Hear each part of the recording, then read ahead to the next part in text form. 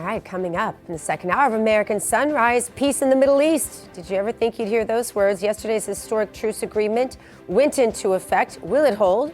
We have reaction that could be a new path forward between sworn enemies, unlike one seen in decades. Those details just ahead. Plus, the Qatar Air Force gets the green light to go build an Air Force Base facility on American soil. The response from those not in the know, anger and dissent. In moments, we're going to clear up some confusion about what is actually happening there.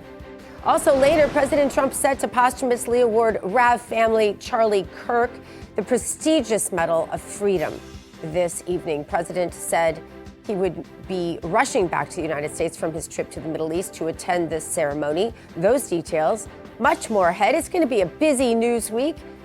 All coming up in the second hour of American Sunrise. We start right now. Good morning, America. Welcome to American Sunrise. Whether it's culture, We have breaking news to share with you. politics, President Trump is joining us live now from Florida. we've got you covered. This is what it looks like to be a patriot. We have to protect the American family. The American dream is still alive. I'm David Brody. I'm Terrence. And I'm Dr. Gina.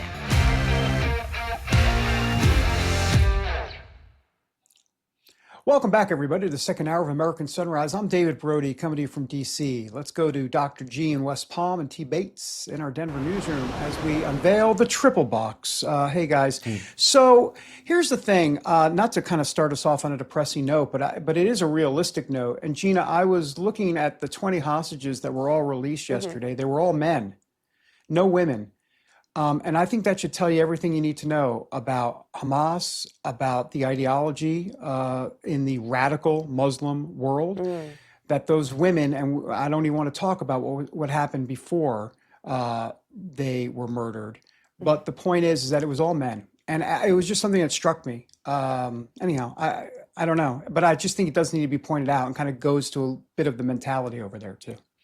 Yeah, I appreciate you pointing that out. You know, the irony is that it is the women who are so often in America, I mean, liberal women who unfortunately so often just don't understand the direction their politics, their own politics will put them through if they don't stop not understanding the truth, right, about what Islamist tendencies do to a country, a culture, and especially to women. I think that's it's important to point that out, David Brody, and that hadn't really occurred to me.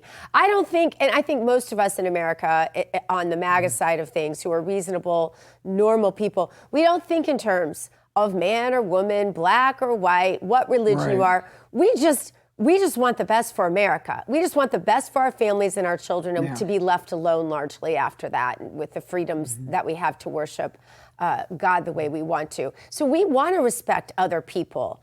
And so it's so ironic to me that we are where we are, Terrence. No, absolutely. And President Trump, of course, continuing to receive praise for his part in brokering the current ceasefire and peace deal between Israel and Hamas. Even Senate Minority Leader Chuck Schumer thanking the commander-in-chief for securing the release of the Israeli hostages. In the meantime, 47 is back at the White House right now after not only meeting with some of the Israeli hostages and their families, but also for co-hosting a regional peace summit in Egypt on Monday. While joining other world leaders from across the Middle East and Europe, President Trump was clearly the man of the hour. Egypt's president even taking the opportunity to praise the peacemaker-in-chief. You are the only one who is able to bring about peace and to achieve peace in this part. Thank you, Mr. President. What we need to do now is to fixate the ceasefire, make sure that it maintains, Mr. States, that we can deliver all of the bodies of the deceased to their families. And this is very important. There's no rest for the weary as President Trump is preparing to meet with yet another world leader today, this time at the White House. After returning home from Egypt early this morning, 47 will host Argentina's president in the Oval Office this afternoon. Trade and tariffs will likely dominate their bilateral talks. While heading home overnight, the president talking with reporters on Air Force One about once again focusing on putting America first. One of those agenda items is speaking with Illinois Democrat Governor J.B. Pritzker this week. The two continue to face off in court over the deployment of federal troops to Chicago to deal with that city's crime problems. I think he should beg for help because he's running a bad operation. I mean, he's letting people be killed in his city because he doesn't want in Chicago. And I love Chicago. Chicago can be a great city again, and very quickly. I would have Chicago cleaned out, the criminals removed, we would remove them. By the way, today is National Day of Remembrance for Charlie Kirk. President Trump will participate in a Medal of Freedom ceremony at the White House honoring the late Kirk. Today would have been his 32nd birthday. The House of Representatives passed a resolution last month designating today in honor of Kirk. The resolution, quote, encourages educational institutions, civic organizations, and citizens across the United States to observe this day with appropriate programs, activities, prayers, and ceremonies that promote civic engagement and the principles of faith, liberty, and democracy that Charlie Kirk championed. There's also a bill working its way through Congress right now that, if passed, would put Charlie's likeness on as many as 400,000 silver dollar coins. However, we're also learning that the Treasury Department doesn't necessarily need congressional approval to put someone's likeness on currency. That means it could happen sooner than later. That's a quick check of your headlines. Now let's get a quick check of your forecast from coast to coast. Meteorologist Tracy Anthony joining us with what to expect. Tracy, I know that the Northeast was dealing with that nor'easter. I told you it's one of my favorite meteorological terms. It seems to me, though, that October's a little early for nor'easters. No, aren't they typically like November, December, early part of the year?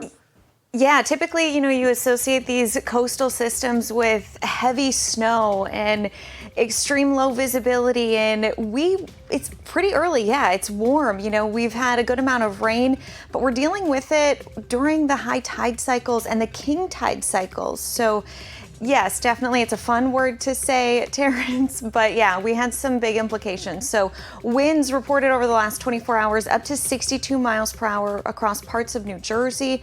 We also have to consider that these winds, those are wind gusts, but we still had steady, sustained winds at 20, 30 miles per hour that continued to push onshore waves and high surf, and that's why coastal flooding was so extreme. So we lucked out on the rain side for most of us, but Terrence, it was the coastal flooding that's still going to be a concern for areas like Cape Cod throughout the day today. All right. Thank you so much for that reporting. And I appreciate you allowing me to say nor'easter. Like I said, one of my favorite. Don't ask me why. As many times Just one as of you those want. Weird Yeah. kind of things. There you go. Thanks, Tracy. We'll talk soon. Yep. All right. Let's get you over to David now. David, nor'easter. Good morning. Good morning to you, T-Bits. All right, President Trump basking in the glowing headlines and praise this morning after striking a peace deal in the Middle East. But now comes phase two. It is not going to be easy at all, obviously. Joining us with the latest on this and so much more, the editor-in-chief for Just the News, that would be John Solomon. John, good morning to you. Good morning. Talk to us here. We've got Hamas, who says they're not going to disarm, which doesn't shock anybody. What's going to happen here going forward? This is tough stuff.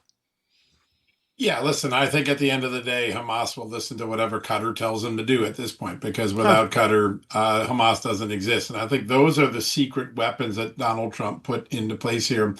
I want to just remind people that this is the ultimate execution playbook of what peace through strength looks like.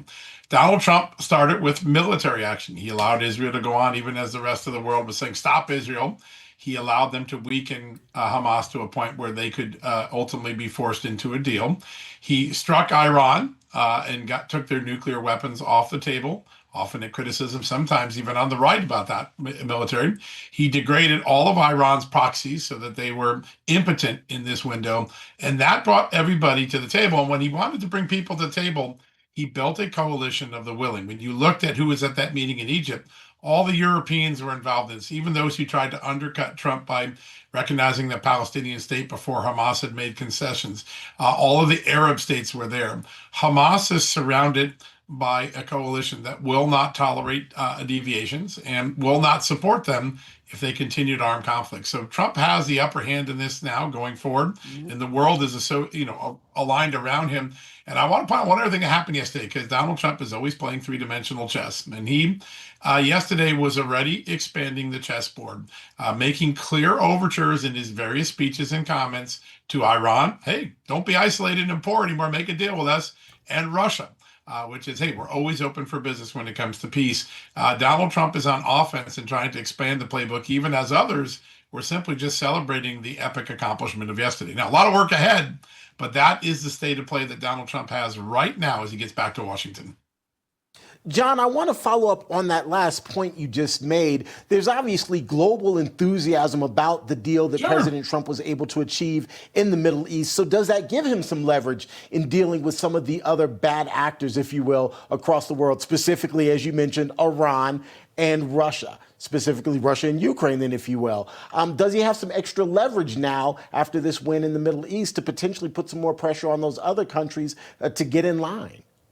Yeah, I absolutely think so. And one of the things that was stark about yesterday was that you didn't hear any bad rhetoric out of Iran or Russia. They were very quiet yesterday, very submissive yesterday. Those are the posture of someone who might be mulling making a deal and getting out of this cycle of war and sanctions, which has harmed both countries as a result of their aggression. So, and then you see Vladimir Zelensky yesterday, hey, don't forget about me, waving his hand. He's coming to Washington on Friday to try to jumpstart the Russia-Ukraine talks.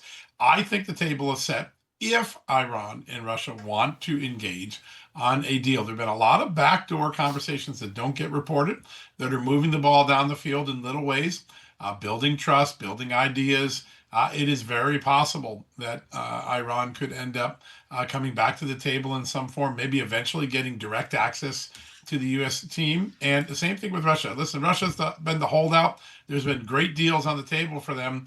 Putin just is too stubborn right now. But at some point, he might feel like the kid left out on the playing field with no team. And that might lure him into some sort of conversation.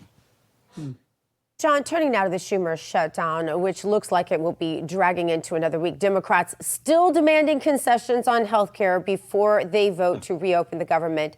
Based on what you're seeing, is there some chance Democrats will break ranks and reopen the government?